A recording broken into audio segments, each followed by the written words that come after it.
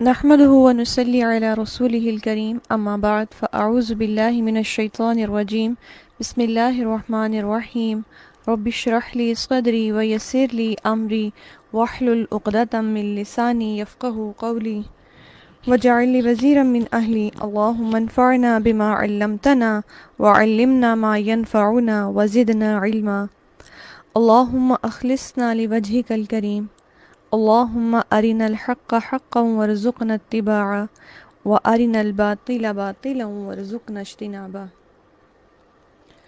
اللهم لك الحمد حمدا دائما مع دوامك ولك الحمد حمدا خالدا مع خلودك ولك الحمد حمدا لا منتهى له دون مشيتك ولك الحمد حمدا لا يريد قائله إلا رضاك وَلَكَ الْحَمْدُ حَمْدًا عِنْدَ طَرْفَةِ كُلِّ عَيْنٍ وَتَنَفُّسِ كُلِّ نَفْسٍ آمین۔ السلام علیکم ورحمۃ اللہ وبرکاتہ۔ اللہ سبحانہ و تعالیٰ قرآن مجید کی سورۃ المزمل میں فرماتے ہیں وَرَتِّلِ الْقُرْآنَ تَرْتِیلًا، اور قرآن مجید کو خوب ٹھہر ٹھہر کر پڑھو۔ اللہ سبحانہ و تعالیٰ کے اس ارشاد کی تفسیر میں کہا جاتا ہے کہ قرآن مجید کو ٹھہر کر پڑھنا، واضح طور پر پڑھنا، اسی پڑھنے سے انسان قرآن مجید کے پڑھنے سے فائدہ اٹھاتا ہے۔ اسماعیل بن علیہ نے بیان کیا، وہ ایوب سے بیان کرتے ہیں اور وہ ابو جمرہ سے روایت کرتے ہیں کہ میں نے سیدنا ابن عباس رضی اللہ عنہما سے کہا کہ میں قرآن مجید تیز تیز پڑھتا ہوں اور میں 3 دن میں قرآن مجید مکمل کر لیتا ہوں۔ انہوں نے کہا یقیناً میں سورۃ البقرہ کو ایک رات میں پڑھوں اور میں اس میں غور و فکر کروں اور اسے ترتیل سے پڑھوں، یہ مجھے زیادہ پسند ہے کہ میں اسے اس طرح پڑھوں جس طرح کہ تم کہتے ہو۔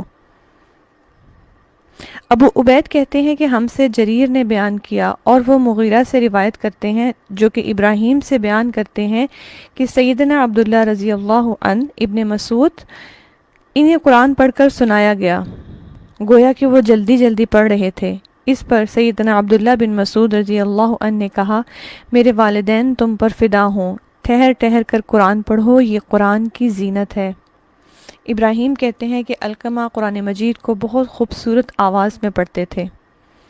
سیدنا ابن عباس رضی اللہ عنہما اس آیت کی وضاحت میں کہتے ہیں کہ اس سے مراد یہ ہے کہ قرآن مجید کے الفاظ کو خوب واضح کر کے پڑھو۔ قتادہ رحمہ اللہ کہتے ہیں کہ اس سے مراد یہ ہے کہ قرآن مجید کو خوب دل جمی کے ساتھ اور مضبوطی کے ساتھ پڑھو۔ آپ فرمایا کرتے تھے، سیدنا عبداللہ بن عباس رضی اللہ عنہما فرمایا کرتے تھے کہ اللہ سبحانہ و تعالیٰ کا ہی یہ ارشاد ہے کہ ہم نے اس قرآن مجید کو جدا جدا کر کے نازل کیا۔ ابن ابی ملیکہ رحمہ اللہ کہتے ہیں کہ میں ایک سفر میں ابن عباس رضی اللہ عنہما کے ساتھ تھا، جب وہ پڑھاؤ کرتے تو نصف رات کو قیام کرتے اور قرآن مجید کو ایک ایک حرف کر کے ترتیل سے پڑھتے۔ وہ اس میں دبی ہوئی اور اونچی آواز کے ساتھ کثرت سے روتے تھے۔ صالح رحمہ اللہ سے روایت ہے جو توامہ کے غلام تھے، وہ کہتے ہیں کہ میں نے عبداللہ بن عباس رضی اللہ عنہما کا، میں ان کا پڑوسی تھا، وہ رات میں تہجد پڑھتے تو وہ ایک آیت کی تلاوت کرتے، پھر اتنی دیر خاموش رہتے جتنی دیر میں نے آپ سے بات کی ہے، کبھی ان کی خاموشی زیادہ طویل ہو جاتی، پھر تلاوت کرتے۔ میں نے پوچھا ایسا کیوں کرتے تھے؟ انہوں نے کہا کہ قرآن مجید کے الفاظ کے معنی میں غور و فکر کرنے کی وجہ سے۔ اور ایک اور روایت میں ہے کہ وہ کہتے تھے کہ 2 درمیانی رکعت اگر غور و فکر کے ساتھ پڑھی جائیں تو وہ اس رات بھر کے قیام سے بہتر ہیں جس سے دل غافل ہو۔ توجہ کے ساتھ قرآن مجید کو پڑھنا چاہے وہ کم ہو، یہ اس سے بہتر ہے کہ انسان غافل دل کے ساتھ قرآن مجید کو پڑھے، اس کے معنی کو نہ سمجھے، اس میں اللہ سبحانہ و تعالیٰ کے احکامات کو نہ سمجھے، چاہے وہ ساری رات قیام۔ ابو عبداللہ بن بشر قطان رحمہ اللہ کہتے ہیں کہ میں نے سیدنا ابو سہل بن زیاد رضی اللہ عنہ سے بڑھ کر کسی کو نہیں دیکھا جو قرآن کی آیتوں میں سے جس بھی آیت کو نکالنے کا ارادہ فرماتے اسے نکال لیتے تھے۔ وہ ہمارے پڑوسی تھے اور وہ باقاعدہ نماز تہجد پر نماز تہجد پڑھتے اور تلاوت پر ہمیشگی کرتے تھے، اور ان کے کثرت سے قرآن مجید پڑھنے کی وجہ سے قرآن مجید گویا یوں ہو گیا کہ وہ ان کی آنکھوں کے سامنے ہی ہے۔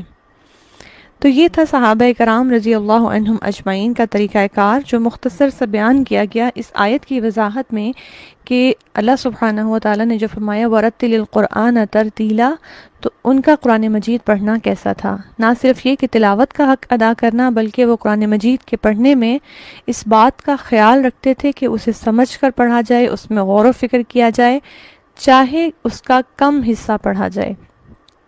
صحابہ کرام کے نزدیک یہ بات اہم نہیں تھی کہ کثرت سے اور تیز تیز تلاوت کر کے اس کی تعداد میں اس کو زیادہ کر لیا جائے، بلکہ کوالٹی کیا ہے اس پر ان کا فوکس ہوتا تھا، اور وہ اس بات کو پسند کرتے تھے کہ چاہے وہ کم پڑھیں لیکن اس خوبصورت انداز میں اور ٹھہر ٹھہر کر اور الفاظ کو واضح کر کے پڑھیں کہ جو قرآن مجید کا حق ہے۔ قواعد التجوید کے حوالے سے ہم پڑھ رہے تھے، ہمارا ٹاپک تھا کل ہم نے جو دیکھا نون ساکن اور تنوین کے قواعد، ان میں سے ہم نے پہلا قاعدہ پڑھ لیا تھا۔ نون ساکن اور تنوین کے ہم نے تعریف جانی کہ یہ کیا ہوتے ہیں، نون ساکن کیا ہے اور تنوین کیا ہے، اور ان دونوں میں فرق کیا ہے۔ نون ساکن اور تنوین میں ہم نے 4 بنیادی فرق دیکھے تھے، کہ جن میں ہم نے پڑھا کہ نون ساکن لکھا ہوا ہوتا ہے جبکہ نون تنوین لکھا ہوا نہیں ہوتا، اس کی علامتیں ہوتی ہیں زبر تنوین، زیر تنوین اور پیش تنوین۔ اسی طرح نون ساکن اسم، فعل، حرف تینوں حالتوں میں کلمہ کے اندر موجود ہوتا ہے، جبکہ نون تنوین صرف اسم میں پایا جاتا ہے۔ گویا قرآن مجید میں کسی بھی لفظ پر اگر تنوین ہے تو اس سے مراد کیا ہے کہ وہ اسم ہے، کسی بھی شخص، چیز یا جگہ کا نام ہے وہ۔ اسی طرح تیسرا ہم نے فرق دیکھا کہ نون ساکن کسی بھی لفظ کے درمیان میں بھی ہو سکتا ہے اور آخر میں بھی، جبکہ تنوین صرف کلمہ کے اختتام پر ہوتی ہے، نہ یہ ابتدا میں پائی جاتی ہے اور نہ ہی کسی لفظ کے درمیان میں ہو سکتی ہے۔ اور لاسٹ پوائنٹ کیا تھا کہ نون ساکن چاہے ہم اس لفظ پر وقف کریں یا ہم اس لفظ کو اگلے لفظ سے ملا کر پڑھیں، نون ساکن ہر حالت میں پڑھا جاتا ہے، جبکہ نون تنوین وصل کی صورت میں تو پڑھا جائے گا، لیکن اگر کسی ایسے کلمہ میں جس پر تنوین ہو ہم وقف کریں تو وقف کی صورت میں تنوین نہیں پڑھی جاتی، اس کا قاعدہ بدل جاتا ہے۔ یہ چند بنیادی قواعد تھے نون ساکن اور تنوین کے اعتبار سے، اور پھر ہم نے دیکھا کہ نون ساکن اور تنوین اس کے 4 احکامات ہیں، 4 قواعد ہیں، جن میں اظہار، ادغام، اقلاب اور اخفا ہے۔ ان چاروں میں سے کل جو ہم نے قاعدہ دیکھا وہ تھا اظہار کا قاعدہ۔ اظہار کا قاعدہ اس میں کیا تھا، اور جیسا کہ قواعد کی تعریف میں یہ بات بیان کی تھی کہ جو بھی قاعدہ ہوگا، جو لفظ ہوگا، جیسے اظہار ہے، ظاہر کرنا ہے، وہ کس کو ظاہر کرنا ہے؟ جس کا وہ قاعدہ ہے، اور یہاں اس سے مراد کیا ہے؟ نون ساکن اور تنوین۔ گویا اظہار سے مراد کیا ہے؟ نون ساکن اور تنوین کی آواز کو ظاہر کرنا۔ اس اظہار کو اظہار حلقی کہا گیا۔ حلقی کہنے کی وجہ کیا تھی؟ کیونکہ یہ حروف حلقی اس میں موجود ہوتے ہیں جن کی بنا پر یہ قاعدہ ہوتا ہے۔ قاعدہ کیا تھا کہ نون ساکن یا تنوین کے بعد حروف حلقی میں سے کوئی حرف آ جائے تو وہاں اظہار ہوتا ہے، یعنی نون ساکن اور تنوین کی آواز کو ظاہر کیا جاتا ہے۔ اور یہ حروف حلقی ہمارے پاس 6 ہیں، حمزہ، ہا، عین، حا، غین، خا۔ حروف حلقی کی نسبت سے اس اظہار کو اظہار حلقی کہا گیا۔ اس اظہار حلقی کی مشق کے لیے یہ تختی ہے، انشاءاللہ اس کو پڑھنا ہے، اس کو ڈرل کرنا ہے، جہاں پر نہ صرف نون ساکن کے ساتھ کلمات دیے گئے ہیں بلکہ تنوین کے ساتھ بھی کچھ مثالیں دی گئی ہیں جو اظہار حلقی کی ہیں، جن میں نون ساکن کے بعد یا تنوین کے بعد ان الفاظ میں حروف حلقی میں سے کوئی حرف موجود ہے۔ آج ہم جو قاعدہ پڑھیں گے وہ ہے ادغام۔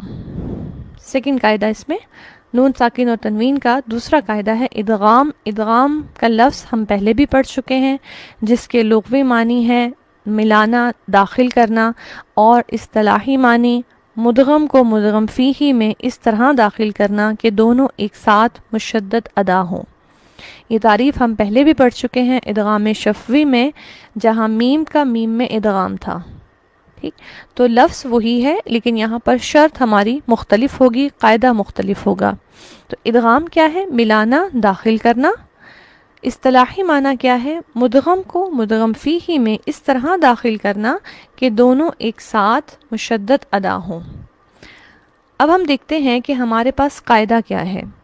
نون ساکن یا تنوین کے بعد اگر حروف یرملون میں سے کوئی حرف آ جائے تو وہاں ادغام ہوگا۔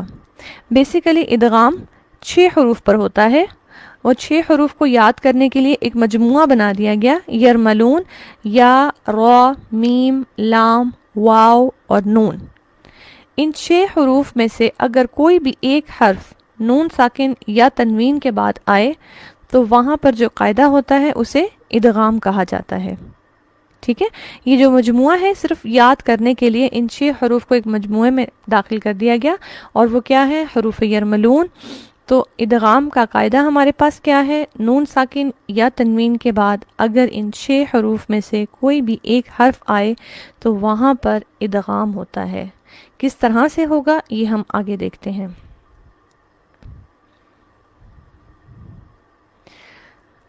جی، ادغام کیا ہے؟ نون ساکن یا تنوین، تنوین میں سے زبر تنوین بھی ہو سکتی ہے، زیر بھی اور پیش بھی، ان میں سے کسی کے بھی بعد اگر حروف یرملون یعنی یا، را، میم، لام، واو اور نون میں سے کوئی حرف آ جائے تو وہاں پر ادغام کا قاعدہ ہوگا۔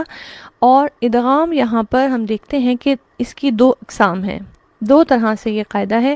وہ 2 اقسام کون سی ہیں ادغام کی؟ ادغام مع الغنہ اور ادغام بلا غنہ۔ ادغام کس طرح سے ہوگا؟ یا تو وہ ادغام وہ ملنا حروف کا غنہ کے ساتھ ہوگا، یا پھر وہ ملنا کیسا ہوگا کہ حروف تو ملیں گے لیکن وہاں پر غنہ نہیں کیا جائے گا۔ ان کی ادائیگی سے یہ فرق مزید واضح ہو جائے گا۔ ادغام مع الغنہ کیا ہے کہ اگر نون ساکن یا تنوین کے بعد ان 6 حروف میں سے 4 حروف یومن یا، واو، میم اور نون میں سے کوئی حرف آ جائے تو وہاں پر جو ادغام ہوگا وہ غنہ کے ساتھ ہوگا۔ ٹھیک ہے، یہ 6 حروف جو ہمارے پاس تھے ان میں سے ہم نے 4 کو نکال لیا، گویا ان 4 پر جو ادغام ہوگا وہ غنہ کے ساتھ ہوگا، یا، واو، میم اور نون، اور باقی ہمارے پاس کون سے 2 حرف بچ گئے؟ لام اور را۔ تو نون ساکن اور تنوین کے بعد اگر لام یا را میں سے کوئی حرف آئے گا تو وہاں پر جو ادغام ہوگا وہ غنہ کے بغیر ہوگا، بلا غنہ، یعنی وہاں پر حروف کا ملنا ہوگا لیکن غنہ نہیں ہوگا۔ ٹھیک، تو اوورآل ادغام کتنے حروف پر ہوتا ہے؟ 6 پر، اور وہ 6 آگے ادغام کی 2 اقسام میں ڈیوائیڈ ہو جاتے ہیں۔ 2 اقسام کن بنیادوں پر ہیں؟ غنہ کے ہونے یا نہ ہونے پر۔ ادغام مع الغنہ وہ ادغام ہے جس میں غنہ شامل ہے، ادغام بلا غنہ وہ ادغام ہے جس میں غنہ نہیں ہوگا۔ ادغام مع الغنہ کن حروف پر ہوتا ہے؟ نون ساکن یا تنوین کے بعد ان 4 حروف میں سے یا، واو، میم اور نون میں سے کوئی حرف آ جائے تو وہاں پر ادغام مع الغنہ ہوتا ہے، جبکہ باقی 2 حروف لام اور را میں سے کوئی آئے تو وہاں ادغام تو ہوگا لیکن غنہ نہیں ہوگا۔ اب ہم چند مثالوں سے اس کو سمجھ لیتے ہیں کہ اس سے کیا مراد ہے اور کس چیز کا فرق ہے غنہ کے اعتبار سے۔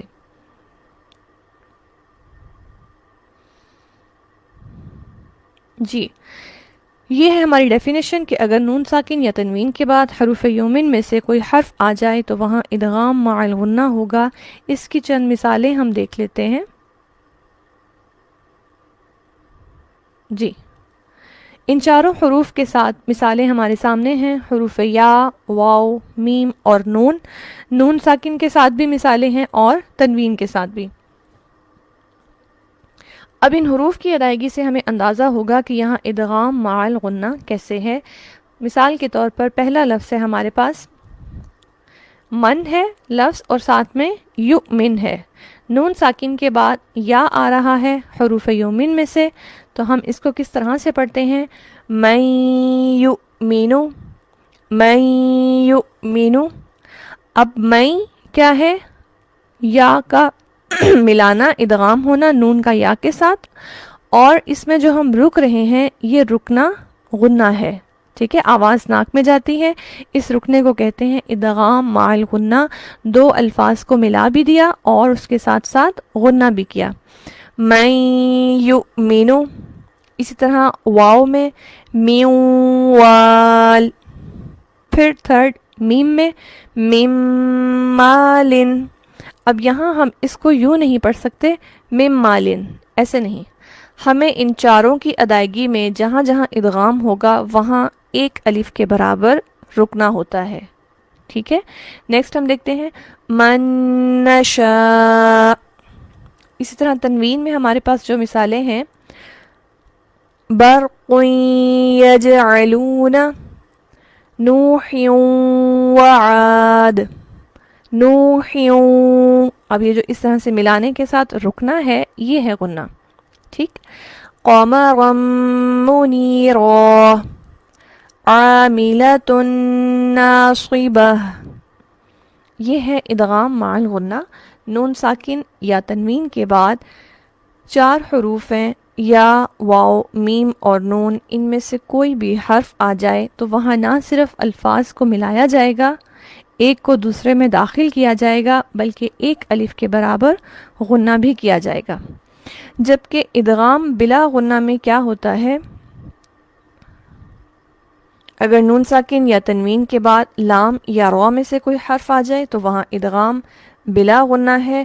اور اس کی ادائیگی کس طرح سے ہوگی، لام میں ہم دیکھتے ہیں مثال، نون ساکن کے بعد یہاں پر یہ دیکھتے ہیں لام ہے. ٹھیک ہے، اور یہاں ہم اس کو کس طرح سے پڑھیں گے، مل لدن کا، مل مل. ادغام بلا غنہ میں ادغام اس طرح سے ہوتا ہے کہ یہاں نون کی آواز بالکل ختم ہو جاتی ہے. ٹھیک ہے، یہاں لکھنے میں تو نون ہے لیکن جب ہم پڑھتے ہیں تو یوں پڑھ رہے ہوتے ہیں گویا نون تو موجود ہی نہیں ہے، میم ڈائریکٹ لام سے جا کر ملتا ہے. اور ورڈ کس طرح سے پڑھا جاتا ہے، مل. مل پڑھتے ہوئے ہم یہاں رکتے بھی نہیں ہیں، آواز ناک میں بھی نہیں ٹھہرائی جاتی، بلکہ اس کو لام کے ساتھ ملا کے پڑھ دیا جاتا ہے، مل لدن کا، مل لدن کا. اسی طرح نیچے را کے ساتھ میر ربک، میر ربک. ٹھیک ہے، یہاں ہم رک بھی نہیں رہے، میر ربک ایسے بھی نہیں، اور اس ادائیگی میں آواز ناک میں رکتی بھی نہیں ہے. ٹھیک ہے، تو یہ غنہ بھی نہیں ہے. دوسری بات، یہاں پر نون گویا کہ موجود ہی نہیں ہے، میم ڈائریکٹ را سے مل رہا ہے، نون کی کوئی ساؤنڈ بیچ میں نہیں آئے گی. اسے کہتے ہیں ادغام بلا غنہ، اور یہ 2 حروف پر ہوتا ہے، لام اور را پر.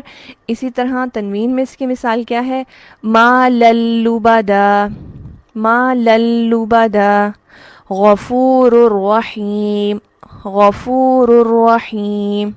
ٹھیک ہے، تو اس کے پڑھنے میں کہیں بھی کوئی نون کی ساؤنڈ نہیں ہے، اور را یہاں پر ڈائریکٹ نیکسٹ را سے مل رہا ہے، لام یہاں پر ڈائریکٹ نیکسٹ لام سے مل رہا ہے. غنہ کی ادائیگی کے بنا ان الفاظ کو ادا کیا جائے گا. تو یہ ہے ہمارے پاس ادغام نون ساکن اور تنوین کے قواعد میں سے، جو بیسیکلی 6 حروف پہ ہوتا ہے. اظہار حلقی کتنے حروف پہ تھا، وہ بھی 6 حروف تھے، اور وہ کون سے تھے، وہ حروف حلقی تھے جنہیں حلقیہ بھی کہا جاتا ہے، حمزہ ہا، عین ہا، غین ہا. ادغام کتنے حروف پہ ہوتا ہے، 6 حروف پہ، جو فردر ڈیوائیڈ ہوتے ہیں غنہ کی بیس پر، ادغام مع الغنہ اور بلا غنہ.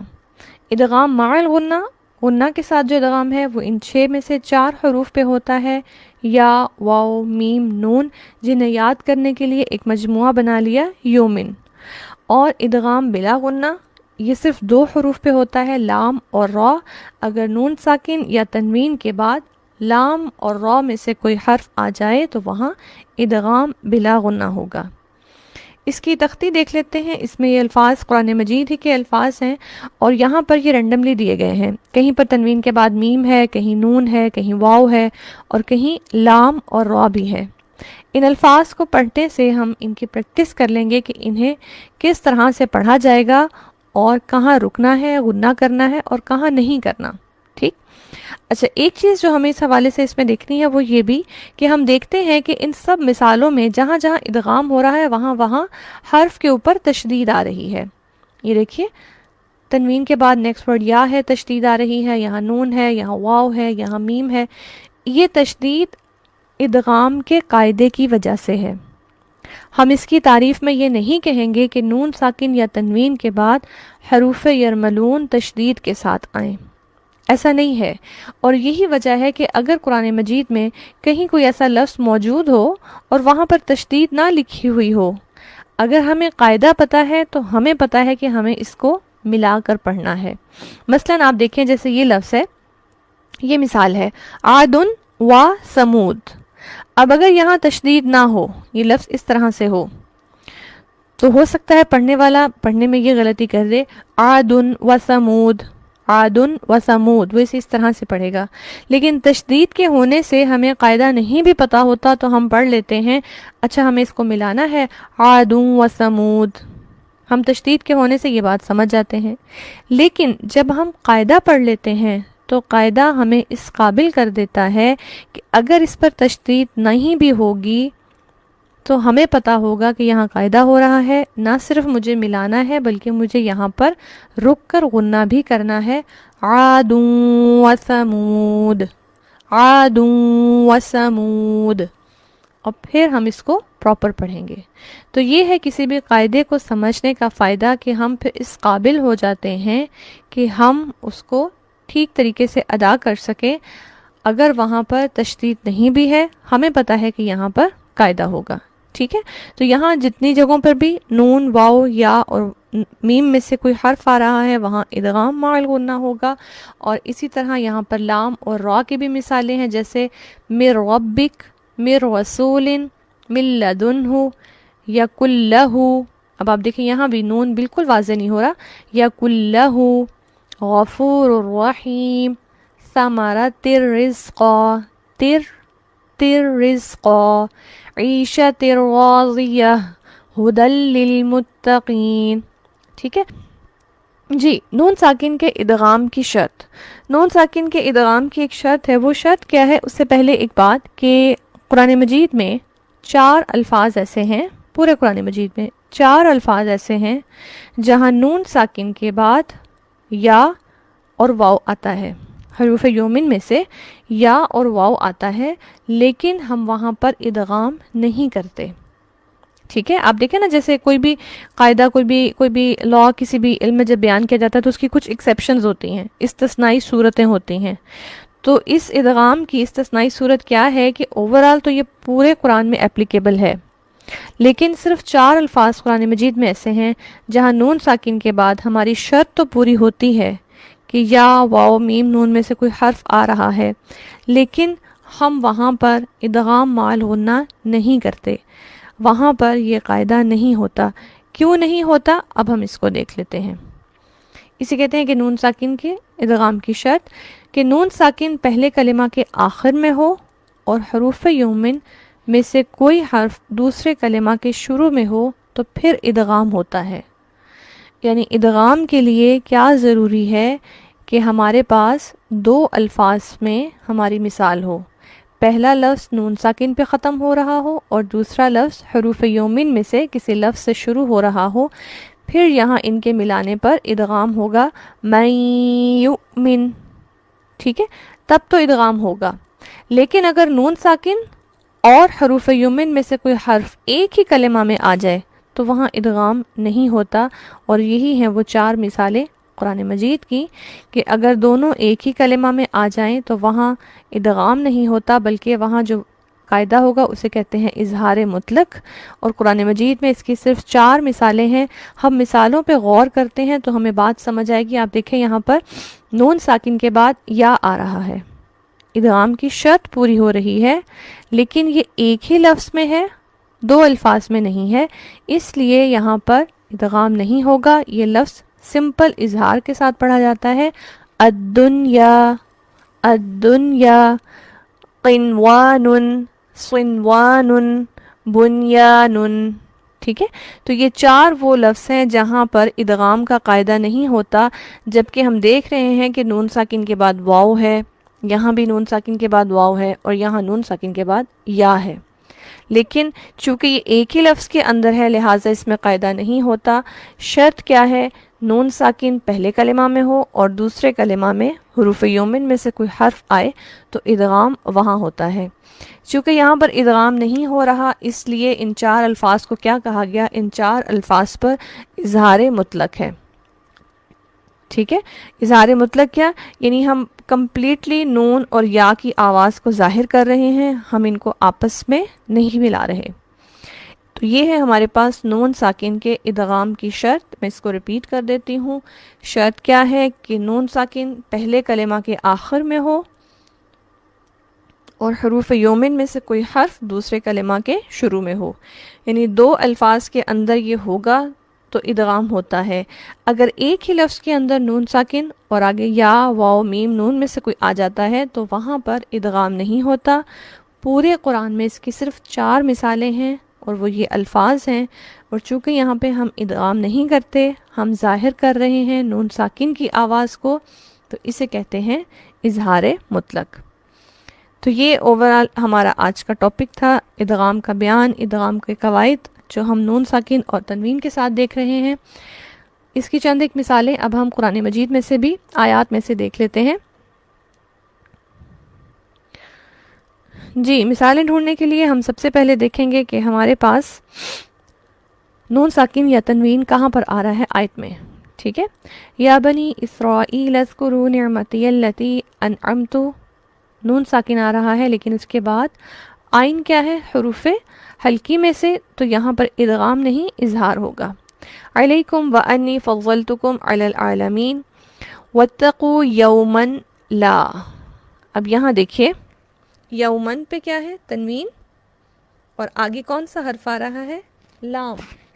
حروف یرملون میں سے لام آ رہا ہے، اور لام کے اوپر ہم نے کیا پڑھا تھا کہ ادغام مع غنہ ہوگا یا بلا غنہ، بلا غنہ.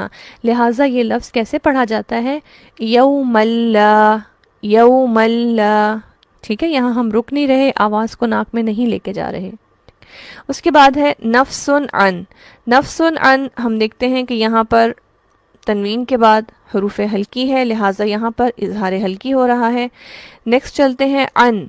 ان نون ساکن کے بعد اگلا لفظ کیا ہے، نون. نون کن میں سے ہے، حروف یومن میں سے. یہاں پر اب ادغام مع الغنہ ہوگا. عن نفس، عن نفس، یہ رک کر ہم آواز کو ٹھہرائیں گے، اسے کہتے ہیں ادغام مع الغنہ. نفس شیئا، یہاں پر ہم نے یہ قاعدہ ابھی پڑھنا ہے، یہ ہمارے قواعد میں سے نہیں آ رہا. شیئن پہ پھر تنوین ہے اور اس کے بعد والا حرف کون سا ہے، واو. کن حروف میں سے، حروف یومن میں سے. تو یہاں قاعدہ کون سا ہوگا، ادغام مع الغنہ. شیئا ولا. ٹھیک ہے، یہاں ہم اس کو یوں نہیں پڑھتے شیئا ولا، ایسے نہیں، بلکہ رکنا ہے شیئا ولا، اور یہ جو رکنا ہے یہ کہلاتا ہے ادغام مع الغنہ. ولا يقبل منها، منها پہ اظہار حلقی ہے. عدل ولا، یہاں بھی دیکھیں تنوین کے بعد جو حرف ہے وہ واو ہے اور ادغام مع الغنہ ہوگا. عدل ولا، عدل ولا. ولا تنفعها، یہ ہماری ابھی مثال نیکسٹ آئے گی. شفاعت ولا، یہاں پھر وہی قاعدہ، تنوین کے بعد حروف یومن میں سے واو ہے تو ہم کیسے پڑھیں گے، شفاعت ولا. ٹھیک، اور اسی طرح ولا هم ينصرون. وَإِذِ ابْتَلَى إِبْرَاهِيمَ رَبُّهُ بِكَلِمَاتٍ فَأَتَمَّهُنَّ قَالَ إِنِّي جَاعِلُكَ لِلنَّاسِ إِمَامًا. اوکے، نیکسٹ دیکھتے ہیں. قَالَ وَمِن ذُرِّيَّتِي قَالَ لَا يَنَالُ عَهْدِ الظَّالِمِينَ وَإِذْ جَعَلْنَا الْبَيْتَ مَثَابَةً لِلنَّاسِ. یہ دیکھیے تنوین کے بعد کون سا حرف ہے، لام. تو کیسے پڑھیں گے، مثابۃ للناس، مثابۃ تلن. ٹھیک، لام کی ادائیگی ہوگی، ساتھ ملے گا، لیکن یہاں پر غنہ نہیں ہوگا. وَأَمْنًا وَاتَّخِذُوا. اب آپ دیکھیں یہاں پر اگر مجھے یہاں پر وقف نہ کرنا ہو اور میرا دل کر رہا ہو کہ میں آگے اس کو ملا کے پڑھوں، اب یہاں پر دیکھیں واو پر کوئی تشدید نہیں ہے. ٹھیک ہے، لیکن ہم دیکھ رہے ہیں کہ تنوین کے بعد واو آ رہا ہے، ہمارا قاعدہ مکمل ہو رہا ہے ادغام مع الغنہ والا. ٹھیک ہے، تو ایسی صورت میں اس کو ٹھیک طریقے سے کون ادا کر سکتا ہے، وہ جس کو قاعدے کا پتہ ہو. جسے قاعدہ نہیں معلوم اور وہ ملا کے پڑھنا چاہ رہا ہے تو وہ کیسے پڑھیں گے، وَأَمْنًا وَاتَّخِذُوا. ٹھیک ہے. وَأَمْنًا وَاتَّخِذُوا وہ یہاں پر اظہار کر جائیں گے، جبکہ یہاں قاعدہ کون سا ہے؟ ادغام کا. اور جب مجھے قاعدہ پتہ ہے تو میں اس قابل ہوں گی کہ میں پڑھ سکوں وَأَمْنًا وَاتَّخِذُوا مِن مَّقَامِ. ٹھیک ہے. وَأَمْنًا اس طرح سے اس کو ملا کے پڑھیں گے. اب چاہے یہاں تشدید نہیں بھی ہے، مجھے پتہ ہے کہ قاعدہ ہے، میں ملا کے بھی پڑھوں گی اور ادغام بھی کروں گی. ٹھیک. اس کے بعد دیکھیے مم مقامی، نون ساکن کے بعد میم آ رہا ہے، یہاں بھی ادغام مع الغنہ ہوگا. مم مقامی ابراہیم مصلی، اور یہاں بھی بالکل وہی قاعدہ کہ اگر مجھے آگے ملا کے پڑھنا ہے تو تنوین کے بعد واو ہے اور یہاں پر ادغام مع الغنہ ہوگا، ملانا بھی ہوگا اور غنہ بھی کیا جائے گا.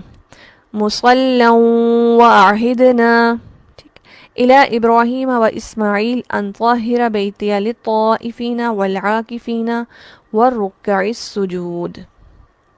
تو یہ تھی چند مثالیں، اور اس طرح سے بہت آسانی سے قرآن مجید میں ہمیں یہ مثالیں مل جاتی ہیں، اور ان کو ڈھونڈنا ہے، ان کو پڑھنے کا طریقہ اپلائی کرنا ہے. اور اس میں سے سب سے پہلے جو تختیوں کی یہاں پر امیجز دیے گئے ہیں وہاں سے ان کو اچھے سے ڈرل کرنا ہے، اور ان تختیوں کے پڑھنے میں نہ صرف قاعدے کو فوکس کرنا ہے بلکہ مخارج چونکہ ہم پڑھ چکے ہیں اس لیے کوشش کرنی ہے ایک ایک حرف کا مخرج واضح ہو.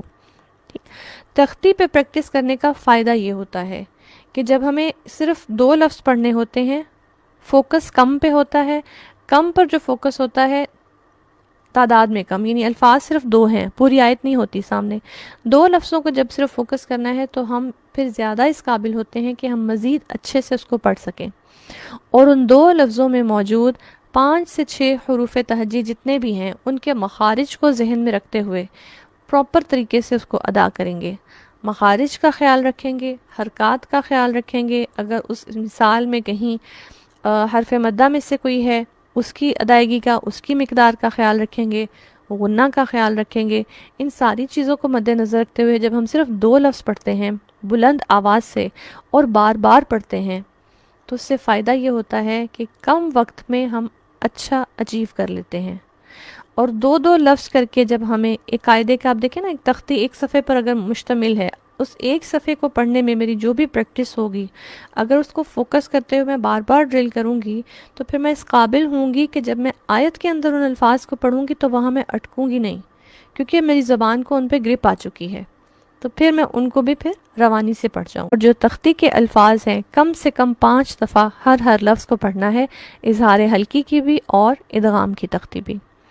بارک اللہ لی ولکم. سبحانک اللہم و بحمدک، اشہد ان لا الہ الا انت، استغفرک و اتوب الیک. سبحان ربک رب العزت عما یصفون وسلام علی المرسلین والحمد للہ رب العالمین. الہی آمین ثم آمین. السلام علیکم ورحمۃ اللہ وبرکاتہ.